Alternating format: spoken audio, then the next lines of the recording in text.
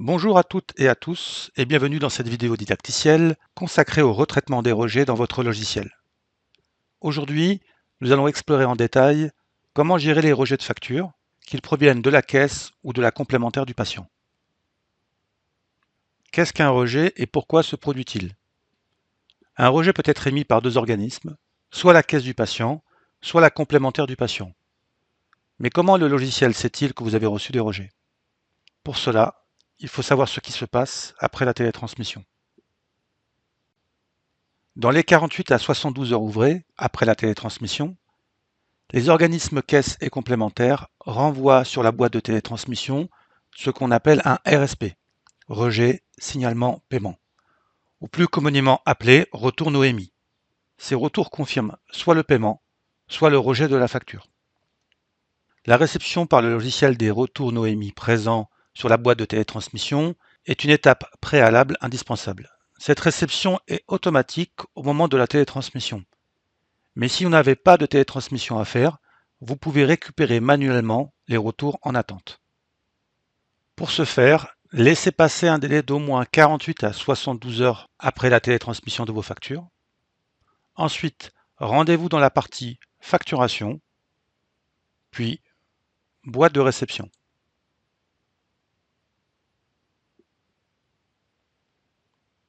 Et cliquez sur le bouton Consulter BAL, boîte aux lettres. Cela permettra de réceptionner dans le logiciel les retours NOEMI en attente sur la boîte de télétransmission.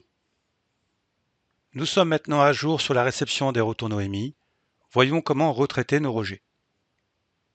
À partir du menu Facturation, vous retrouverez la notion de rejet, signalement, paiement.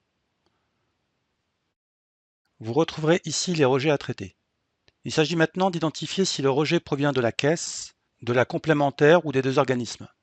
Pour cela, utilisez les éléments présents dans la colonne Lot.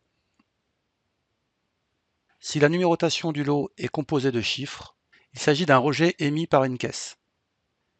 Si la numérotation est composée de lettres, il s'agit d'un rejet émis par une complémentaire.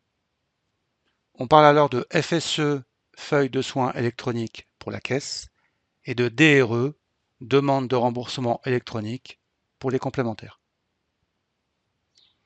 Pour identifier le motif du rejet, utilisez le crayon devant la facture rejetée. Par exemple, pour une facture rejetée par la caisse, cliquez sur le crayon, puis sur la ligne Traiter le rejet. Un message de la caisse apparaît indiquant la raison du rejet. Les messages peuvent parfois être ambigus, donc concentrez-vous sur les mots-clés. Les rejets les plus courants sont souvent dus à des problèmes d'exonération ou à des informations incorrectes sur les prescripteurs. Par exemple, une exonération ALD, affection longue durée, incorrecte, ou un numéro de facturation de prescripteur mal renseigné. Après avoir validé l'action, le logiciel annulera la facture. Cela permet de restaurer les rendez-vous. Il ne vous restera plus qu'à corriger la prescription et à facturer de nouveau en mode sécurisé ou en mode dégradé, et enfin de retélétransmettre la facture. Pour les rejets des complémentaires, il est important de noter que vous ne pouvez pas renvoyer une facture à la complémentaire par télétransmission. Vous devez traiter le rejet par un courrier papier. Le logiciel proposera plusieurs méthodes pour traiter un rejet complémentaire. Vous pouvez alors basculer en tiers payant mutuel. Cette option permet de faire régler le patient de la part mutuelle. Marquer la DRE comme payée indique que la facture a été payée par la mutuelle même en cas de rejet. Demander le paiement mutuel en papier, c'est-à-dire imprimer une quittance à envoyer par courrier à la mutuelle. Vous pourrez alors choisir la mutuelle utilisée pour cette facture, soit celle présente dans le dossier du patient, soit une nouvelle mutuelle.